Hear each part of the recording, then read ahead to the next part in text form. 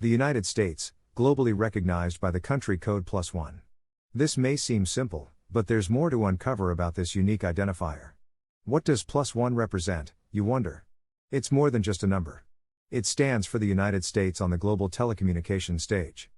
Remember, dialing the +1 isn't sufficient by itself. It should be followed by the area code and the local phone number, a structure that ensures precise communication. So, you're abroad and want to reach out to someone in the US? Easy. Just dial +1, then the area code and the local number. But beware, international charges may apply. Always check with your service provider beforehand to avoid unexpected costs.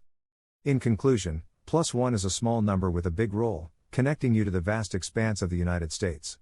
So, next time you dial +1, remember the importance of this tiny, yet powerful symbol in global communication.